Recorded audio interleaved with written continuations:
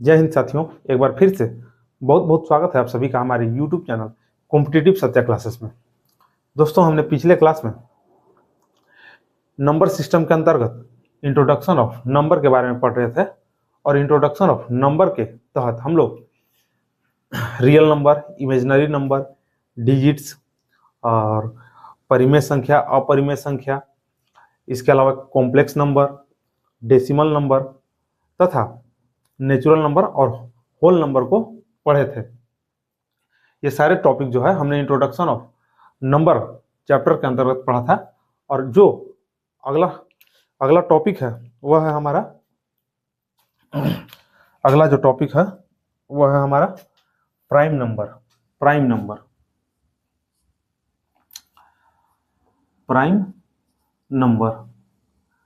Number को अभाज्य संख्या या फिर इसी को रूढ़ संख्या कहते हैं। अगर हम बात करें प्राइम नंबर की हिंदी में अभाज्य संख्या या रूढ़ संख्या की, तो अभाज्य संख्या जो है वैसी संख्या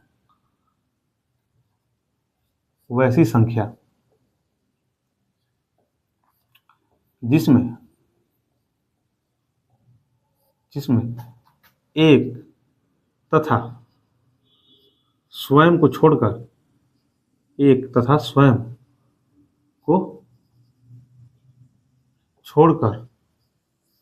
किसी अन्य संख्या से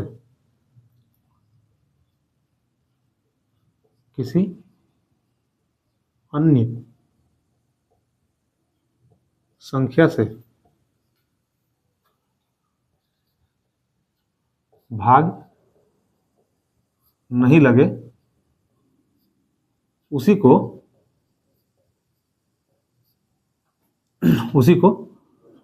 अभाज्य संख्या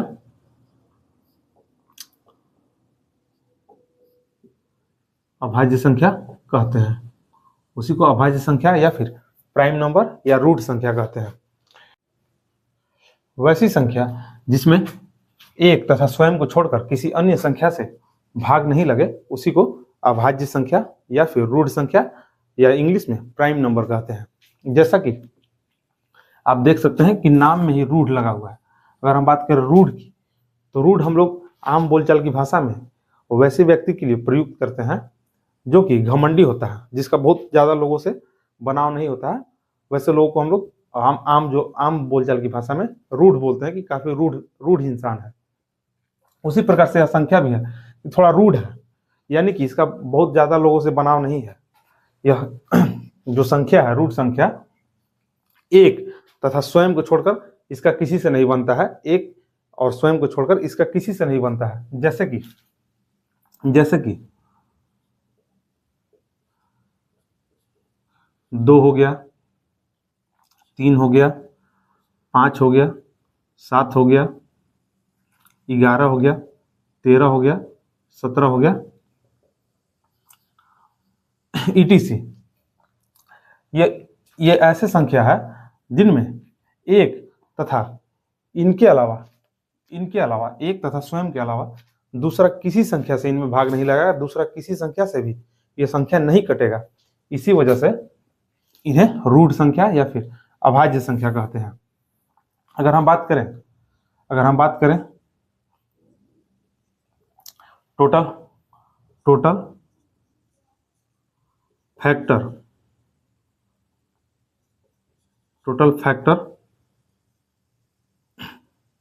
ऑफ नंबर, तो टोटल फैक्टर ऑफ नंबर जो होता है वह 2 होता है, 1 एंड इटसेल्फ। अभाज्य संख्या का जो टोटल फैक्टर होता है वह 2 होता है, एक 1 होता है और दूसरा खुद वह संख्या होता है, 1 एंड इटसेल्फ। अगर हम बात करें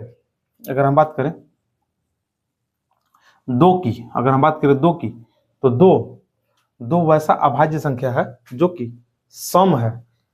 2 वैसा अभाज्य संख्या है जो कि सम है, और 2 को छोड़कर बाकी जितने भी अभाज्य संख्या आपको दिखेंगे, 2 को छोड़कर आपको जितने भी अभाज्य संख्या दिखेंगे वो सारे के सारे संख्या विषम संख्या होंगे। जितने भी संख्या आपको दिखेंगे वो सारे के सारे विषम होंगे, यानी कि 2 जो है इकलौता अभाज्य संख्या है, लेकिन अभाज्य के साथ साथ सम है। तो 2 इज ओनली नंबर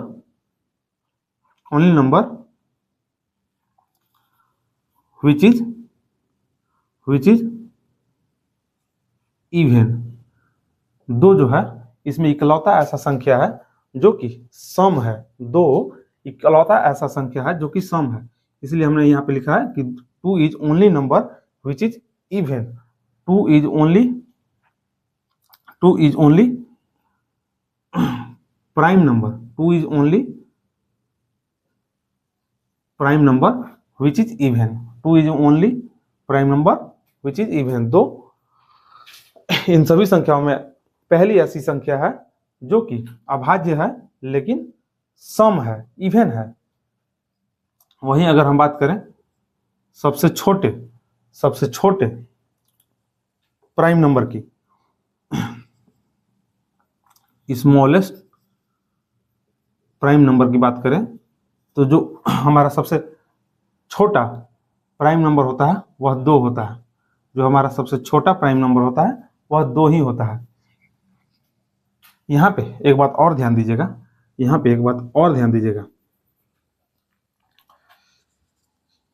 जितना भी प्रत्येक अभाज्य संख्या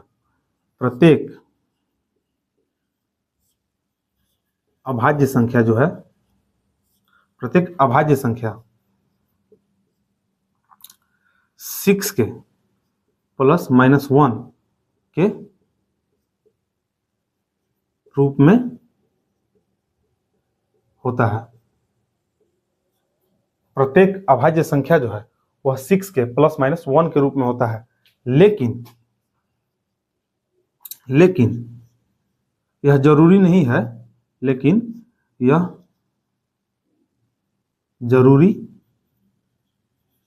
है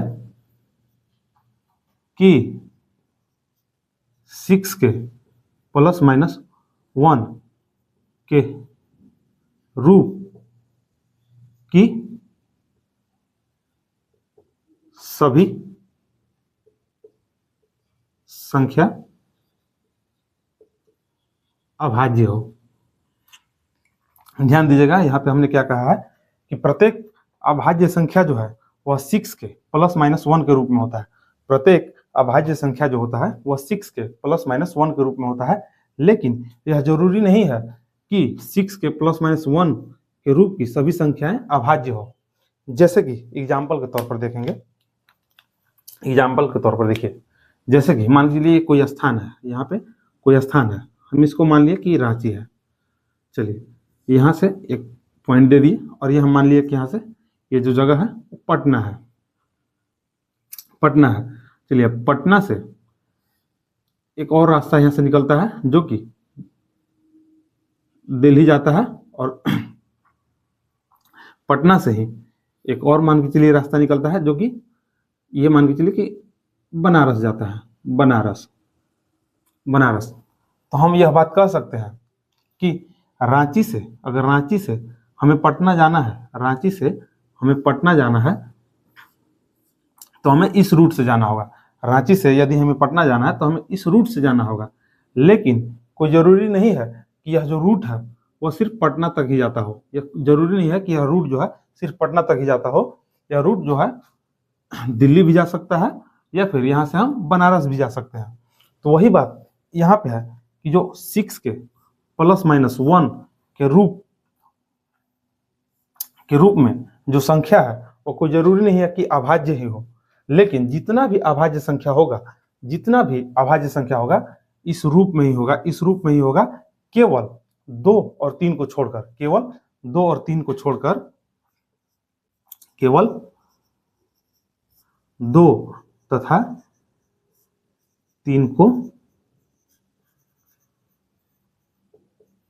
छोड़कर जितना भी अभाज्य संख्या होगा, 2 और 3 को छोड़कर जितना भी अभाज्य संख्या होगा वह इस रूप में जरूर होगा।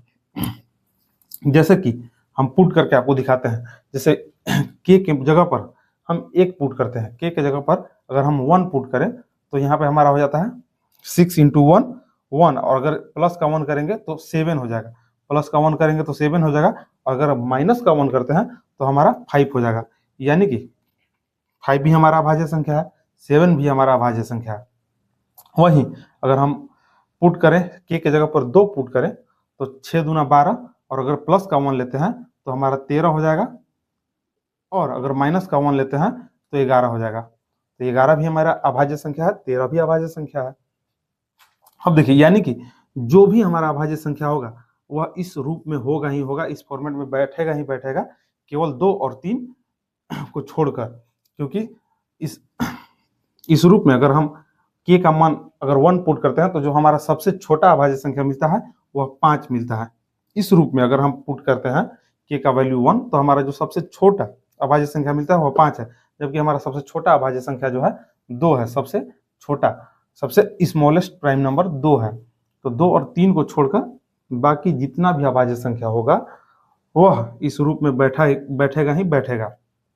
लेकिन हमने यहाँ पे लिखा है कि यह जरूरी नहीं है कि इस रूप की सभी संख्या अभाज्य हो। जैसे कि अगर हम इसके जगह पर 6 पुट कर दें, अगर हम के जगह पर 6 पुट कर दें तो हमारा 6 × 6 6 छक 36 हो जाएगा। अगर माइनस का 1 लेते हैं तो 35 आ जाएगा, और 35 जो है हमारा अभाज्य संख्या नहीं है, क्योंकि यह 1 से भी कटता है, और 5 से भी कटता है, 7 से भी कटता है, तो यह मेरा अभाज्य संख्या नहीं है। तो यही बात हम बता रहे हैं आपको कि जितना भी अभाज्य संख्या होगा वह इस रूप में बैठेगा ही बैठेगा, 6 के ±1 के फॉर्म में बैठेगा ही बैठेगा। लेकिन इस रूप का सभी संख्या को जरूरी नहीं है कि अभाज्य ही होगा। इस रूप का सभी संख्या, इस पर जो मान बैठाएंगे वो हमारा कोई जरूरी नहीं है कि सभी का सभी अभाज्य ही हो, लेकिन जितना भी अभाज्य संख्या होगा इस रूप में होगा ही होगा, 2 और 3 को छोड़कर। तो ये हमारा हो गया प्राइम नंबर। अब हम आगे जो पढ़ेंगे वह है हमारा कंपोजिट नंबर, भाज्य संख्या। तब तक आप इसको नोट कीजिए। और अभाज्य संख्या से एग्जाम में कभी कभी प्रश्न पूछ देता है कि 1 से 50 तक कितना अभाज्य संख्या होगा, 1 से 50 तक कितना अभाज्य संख्या होता है, या फिर पूछ दे कि 1 से 100 तक कितना अभाज्य संख्या होता है, या फिर ऐसे भी पूछ सकता है कि 50 से 75 तक कितना अभाज्य संख्या होता है। तो अगर ऐसा एग्जाम में प्रश्न पूछ दे तो आप इसको गिनेंगे तो आपका टाइम खपत होगा। तो हम कुछ चीज आपको लिख देते हैं जो कि आपको याद करना पड़ेगा, और याद रहेगा तो क्वेश्चन बनाने में बहुत आसानी होगा। जैसे कि 1 से 25 तक अगर हम अभाज्य संख्या की बात करें, अभाज्य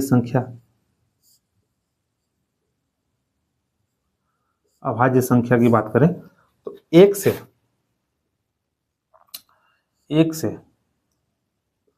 25 तक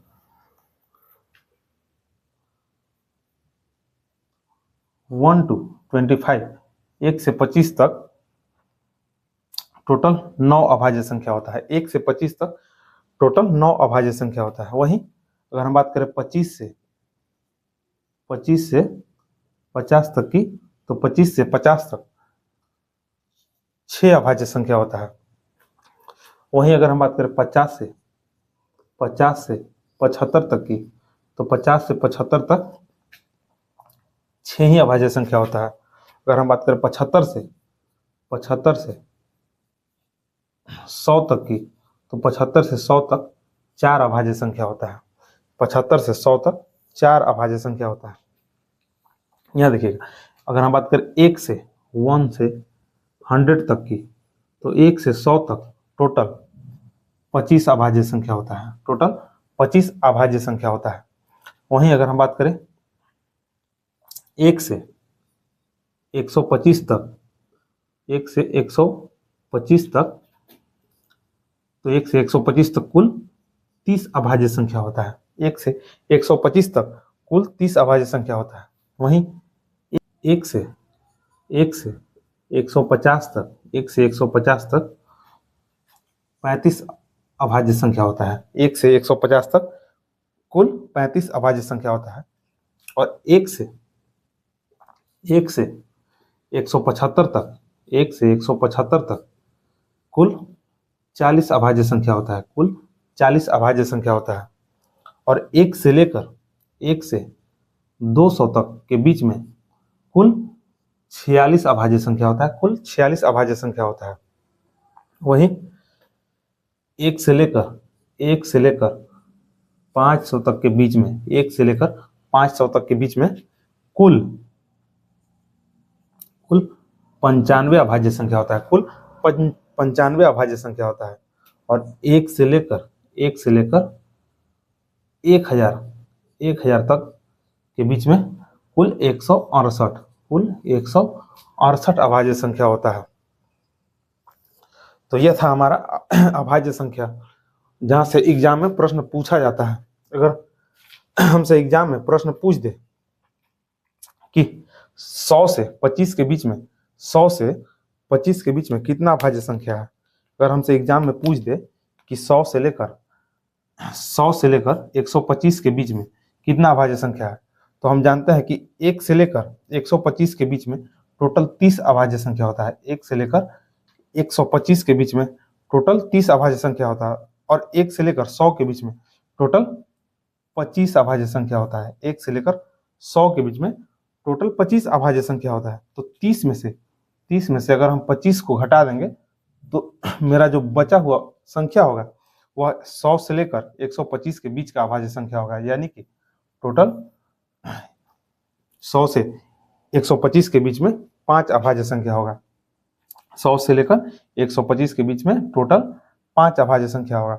वैसे ही अगर हमसे पूछ दे कि 100 से लेकर 150 के बीच में कितना अभाज्य संख्या है, तो हम जानते हैं कि 1 से लेकर 150 के बीच में 35 अभाज्य संख्या होता है। 1 से 150 के बीच में 35 अभाज्य संख्या है। और हमें निकालना है 100 से 50 के बीच में, 100 से 150 के बीच में। और हम जानते हैं कि 1 से 100 तक में 25 अभाज्य संख्या होता है। 1 से 100 तक में 25 अभाज्य संख्या होता है। तो हम 35 में से 25 को घटा देंगे तो मेरा जो बचा हुआ अभाज्य संख्या होगा वह 100 से लेकर 150 तक के बीच का संख्या होगा। 100 से लेकर 150 तक के बीच का अभाज्य संख्या होगा, जो कि 10 होगा। अच्छा, अभाज्य संख्या को लेकर एक नंबर है जिसे हम लिख देते हैं, और यह आपको याद करने में काफी सुविधा होगा। जैसे कि एक नंबर है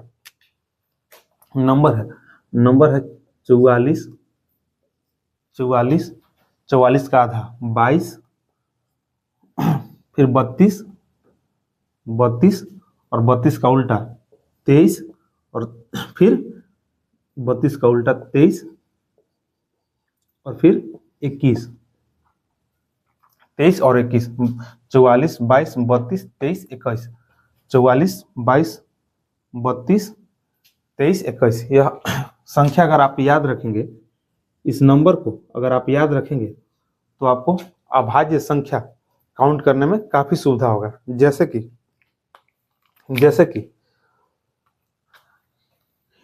1 से 1 to 10, 1 से 10 तक कुल 4 अभाज्य संख्या होता है। 1 से 10 के बीच में कुल 4 अभाज्य संख्या होता है। वहीं अगला जो नंबर है वह है हमारा 10 से लेकर 20 तक के बीच में कुल 4 अभाज्य संख्या होता है। 10 से लेकर 20 के बीच में कुल 4 अभाज्य संख्या होता है। वहीं 20 से लेकर 30 तक कुल 2 अभाज्य संख्या होता है।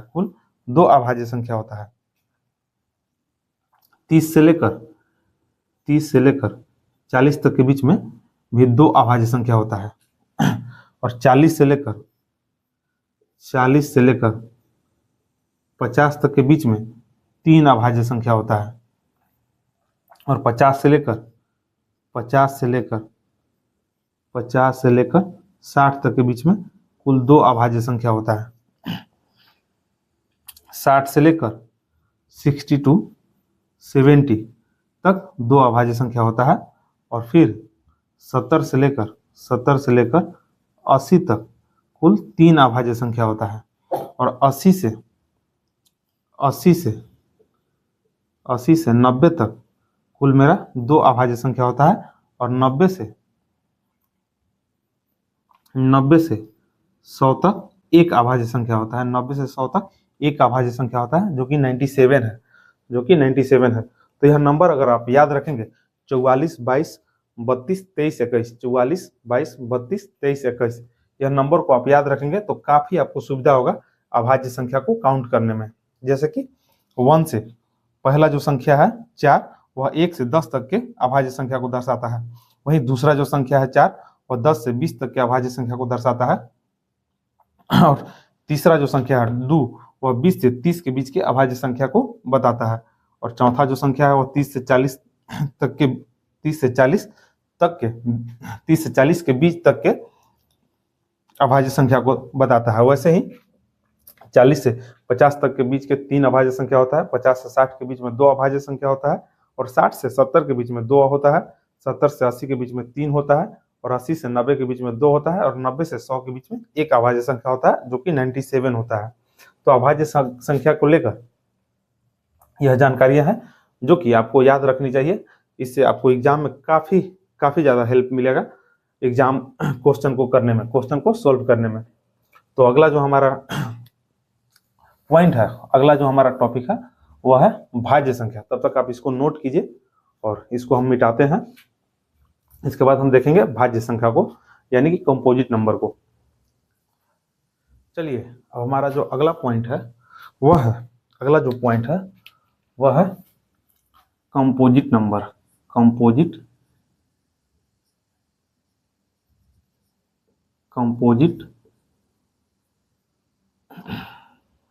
कंपोजिट नंबर, हिंदी में इसे भाज्य संख्या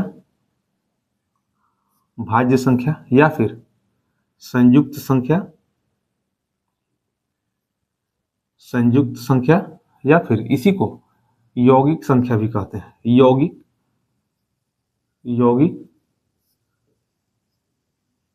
संख्या भी कहते हैं। कंपोजिट नंबर को हिंदी में भाज्य संख्या, यौगिक संख्या या फिर संयुक्त संख्या भी कहते हैं। और भाज्य संख्या का जो परिभाषा है, कंपोजिट नंबर का जो परिभाषा है वह है वैसी संख्या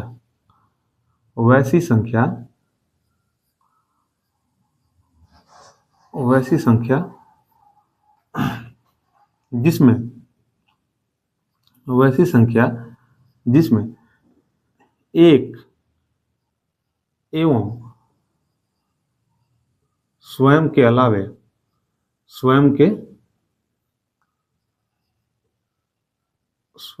अलावे किसी अन्य संख्या से किसी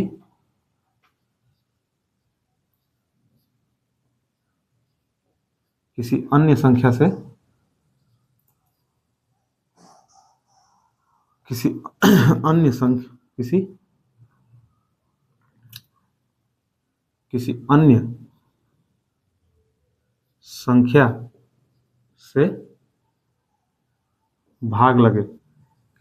संख्या से भाग लगे, भाज्य संख्या कहलाती है। भाज्य संख्या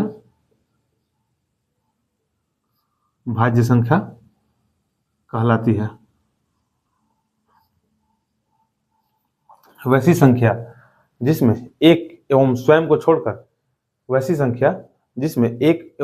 छोड़कर किसी अन्य संख्या से भी भाग लगे, वैसी संख्या को भाज्य संख्या या फिर संयुक्त संख्या या फिर यौगिक संख्या कहते हैं।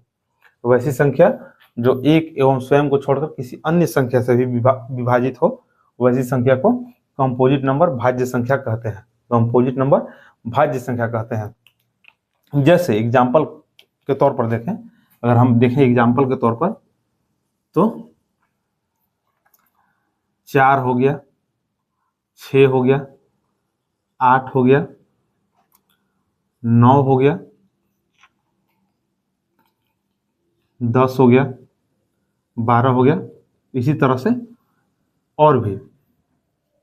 अब देखिए 4 का अगर हम बात करें 4 की, तो 4 जो है वह 1 से भी कटेगा, 2 से भी कटेगा और 4 से भी कटेगा, यानी कि 1 और 4 के अलावे 2 भी इसका फैक्टर है, जिससे कि 4 विभाजित होता है। यानी कि यही बात परिभाषा में लिखा गया है कि वैसी संख्या जो 1 एवं स्वयं को छोड़कर, यानी कि 1 और 4 को छोड़कर किसी अन्य संख्या से, जैसे कि 2, किसी अन्य संख्या से विभाजित हो, वैसी संख्या को भाज्य संख्या कहते हैं। वैसी संख्या को भाज्य संख्या कहते हैं। 6, अगर हम बात करें 6 की भी, तो 6 भी 1 से कटेगा, 2 से कटेगा, 3 से कटेगा और 6 से कटेगा। यानी कि अगर हम बात करें भाज्य संख्या के टोटल नंबर ऑफ फैक्टर की, भाज्य संख्या की total number of factor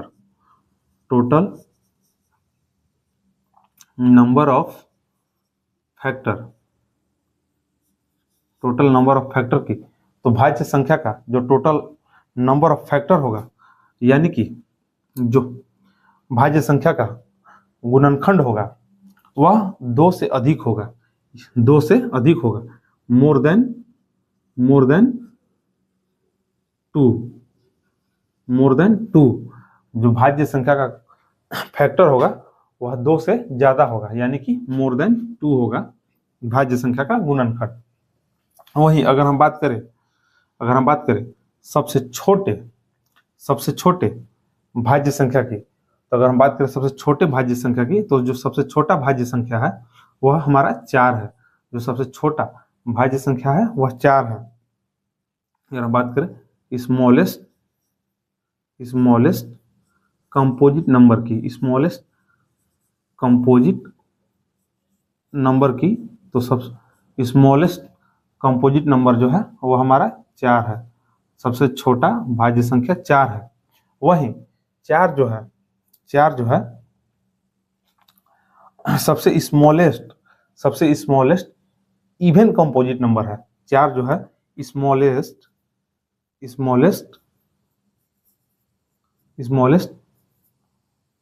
even composite number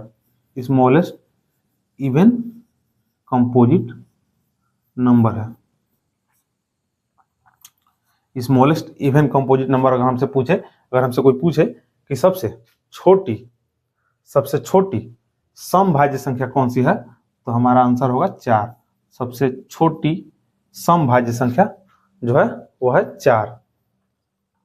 वही अगर हम बात करें सबसे छोटी ऑड कंपोजिट नंबर की, अगर हम बात करें सबसे छोटी स्मॉलेस्ट ऑड कंपोजिट नंबर की, तो जो हमारा स्मॉलेस्ट ऑड कंपोजिट नंबर होगा, यानी कि सबसे छोटा विषम भाज्य संख्या, तो हमारा 9 होगा। अगर हम बात करें स्मॉलेस्ट ऑड कंपोजिट नंबर की, तो हमारा स्मॉलेस्ट ऑड कंपोजिट नंबर जो होगा वो होगा 9। 9 जो है सबसे छोटा विषम भाज्य संख्या है। 9 जो है सबसे छोटा विषम भाज्य संख्या है। तो यह था हमारा कंपोजिट नंबर। अब जो हमारा अगला पॉइंट है वह है इवन नंबर। अगला जो हमारा पॉइंट है वह है इवन नंबर।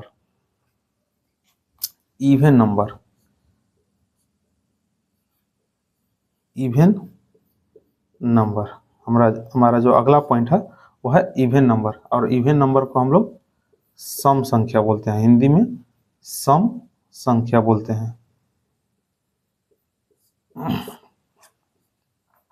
अगर हम बात करें इवन नंबर की, तो इवन नंबर जो है वैसी संख्या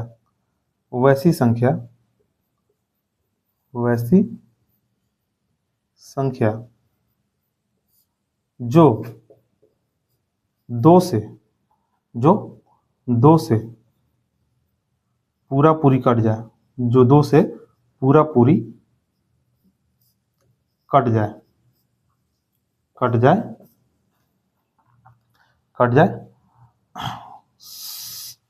सम संख्या कहलाती है, इवन नंबर कहलाती है। वैसी संख्या जिसमें 2 से पूर्ण रूप से भाग लग जाए, वैसी संख्या जिसमें 2 से पूर्ण रूप से भाग लग जाए, या यूं कहे कि 2 से पूरा पूरा कट जाए, वैसी संख्या को सम संख्या कहते हैं। जैसे कि माइनस का 6 हो गया, माइनस का 4 हो गया, माइनस का 2 हो गया, 0 हो गया, 2 हो गया, प्लस का 2, 4 हो गया, 6 हो गया, 8 हो गया, 10 हो गया। ये सारे जो सारे के सारे नंबर है वह सम संख्या है, जो सारे के सारे नंबर है सम संख्या है। और माइनस, चाहे -6 की बात करें, या फिर -4 की बात करें, या -2 की बात करें, लेकिन हम लोग आमतौर पर जो है इन पॉजिटिव सम संख्या को लेकर चलते हैं। आमतौर पर हम लोग जो है इन पॉजिटिव सम संख्या को लेकर चलते हैं। अच्छा, इवन नंबर को हम ऐसे भी परिभाषित कर सकते हैं, इवन नंबर को हम ऐसे भी परिभाषित कर सकते हैं, और में लिख लीजिए कि वैसी संख्या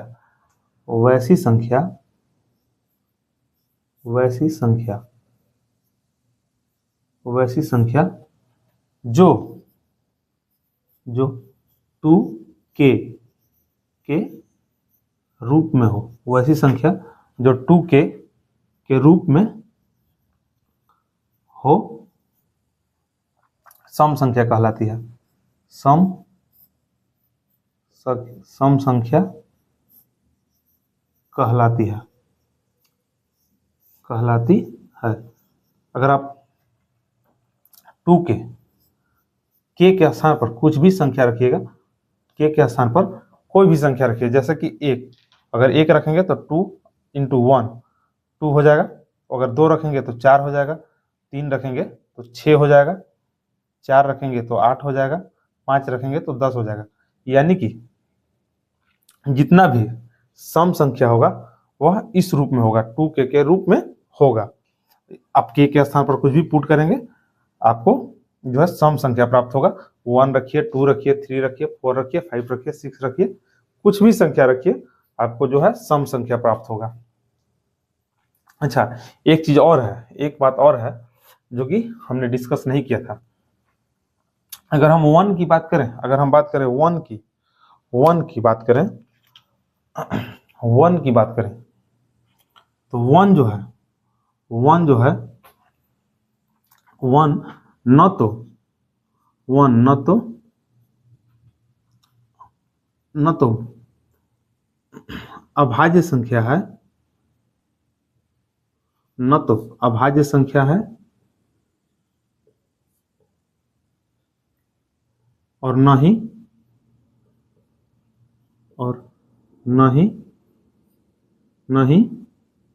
अभाज्य संख्या है, और न ही भाज्य संख्या है,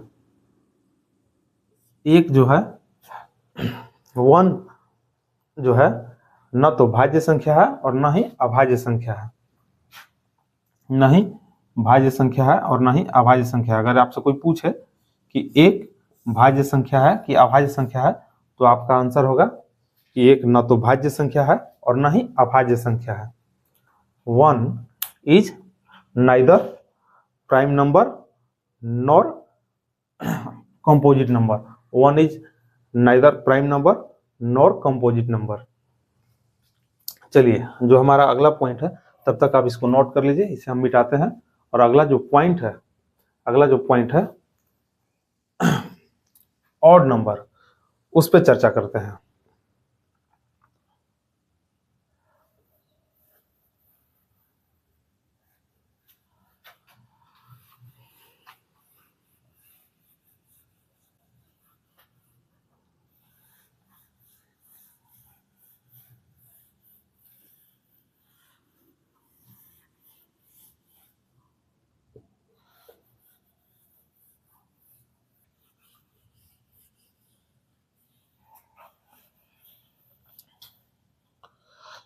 चलिए, जो हमारा अगला पॉइंट है उस पर चर्चा करते हैं। जो हमारा अगला पॉइंट है वो है odd number. Odd number Hindi में बोले तो विषम संख्या।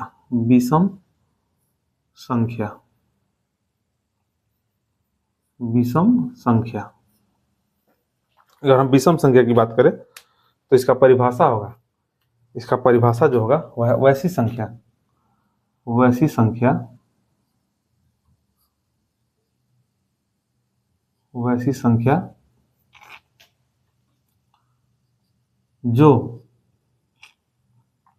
दो से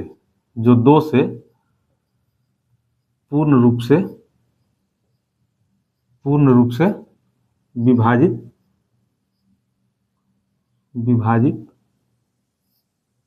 न हो विषम संख्या कहलाती है, विषम संख्या कहलाती है।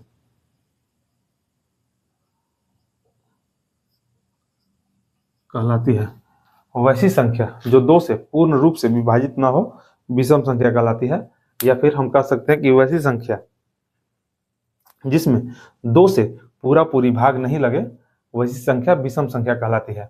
या फिर हम कह सकते हैं और में हम कह सकते हैं कि वैसी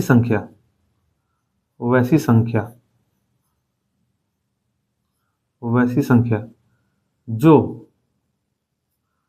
2k + 1 के रूप में हो, वैसी संख्या जो 2k + 1 के रूप में हो विषम संख्या कहलाती है। विषम संख्या कहलाती है। वैसी संख्या जो 2k + 1 के रूप में हो विषम संख्या कहलाती है। जैसे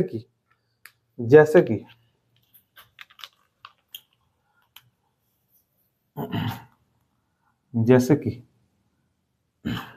माइनस का 7 हो गया, माइनस का 5 हो गया, माइनस का 3 हो गया, माइनस का 1 हो गया,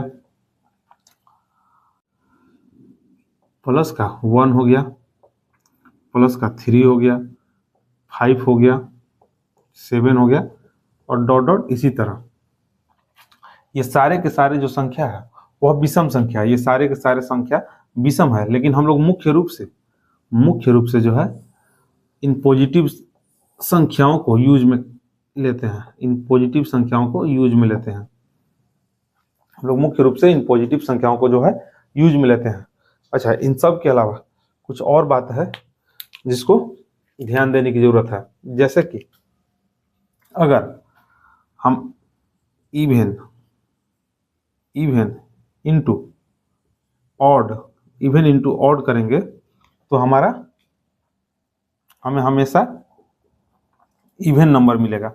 इवन इंटू इवन संख्या गुने ऑड संख्या करेंगे तो हमें हमेशा इवन संख्या मिलेगा। जैसे कि अगर कोई इवन संख्या हम रख दें, जैसे कि कोई इवन संख्या रख दिए 4 और कोई ऑड संख्या रख दिए 3, तो इसका जो मल्टीप्लिकेशन होगा वह होगा 12 और 12 जो है इवन नंबर है। वैसे ही अगर हम इवन और इवन को गुना करेंगे तो भी जो हमारा संख्या आएगा वह इवन होगा। अगर हम ऑड तथा ऑड संख्या को गुना करेंगे, ऑड तथा ऑड संख्या को गुना करेंगे तो हमें हमेशा ऑड संख्या ही मिलेगा। जैसे कि एक ऑड संख्या ले लेते हैं 3 और एक ले लेते हैं 7, तो इसका जो मल्टीप्लिकेशन होगा वो हमारा होगा 21 और 21 जो है वह ऑड है। नोट कर लीजिएगा इसको। चलिए एक बात और यहाँ ध्यान दीजिएगा, अगर इवन संख्या को ऑड संख्या के साथ जोड़ेंगे, इवन संख्या को ऑड संख्या के साथ जोड़ेंगे तो हमें हमेशा ऑड संख्या मिलेगा। जैसे अगर हम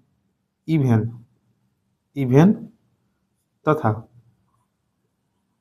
इवन संख्या को जोड़ेंगे, अगर हम इवन तथा इवन संख्या को जोड़ेंगे तो हमें हमेशा इवन संख्या प्राप्त होगा, हमें हमेशा इवन संख्या प्राप्त होगा। वहीं अगर हम ऑड तथा ऑड संख्या को जोड़ेंगे, ऑड तथा ऑड संख्या को जोड़ेंगे तो हमें हमेशा इवन संख्या प्राप्त होगा, इवन संख्या प्राप्त होगा। जैसे कि एक ऑड संख्या ले लीजिए 3 और कोई और ऑड संख्या ले लीजिए 9, और इसका जो सम होगा वह 12 होगा, जो कि इवन नंबर है। तो इस चीज को भी आप नोट कर लीजिएगा, इस चीज को भी आप नोट कर लीजिएगा। और इसके अलावा एक पॉइंट और है जिसको ध्यान दीजिएगा। अगर -1 का पावर अगर इवन है, अगर -1 का पावर इवन है तो 1 का जो वैल्यू होगा वो हमेशा पॉजिटिव होगा, 1 जो है हमेशा पॉजिटिव में होगा। और अगर -1 का पावर ऑड होगा, -1 का पावर ऑड होगा तो 1 जो है निगेटिव होगा, 1 जो है निगेटिव होगा। इस बात को भी आप ध्यान रखिएगा। अगर -1 का पावर इवन है, अगर -1 का जो पावर है इवन है तो 1 हमेशा पॉजिटिव होगा, और अगर -1 का पावर ऑड है तो 1 जो है निगेटिव होगा, 1 का जो मान है वो हमेशा माइनस में होगा। इस बात को आप नोट कर लीजिए। इसको मिटाते हैं और अगले पॉइंट की तरफ चलते हैं। दरअसल हम अगर आगे के पॉइंट पर चर्चा करेंगे तो हमारा वीडियो जो है काफ़ी लंबा हो जाएगा, इसलिए इस क्लास को यहीं समाप्त करते हैं और मिलते हैं अगले क्लास में। तब तक के लिए जय हिंद।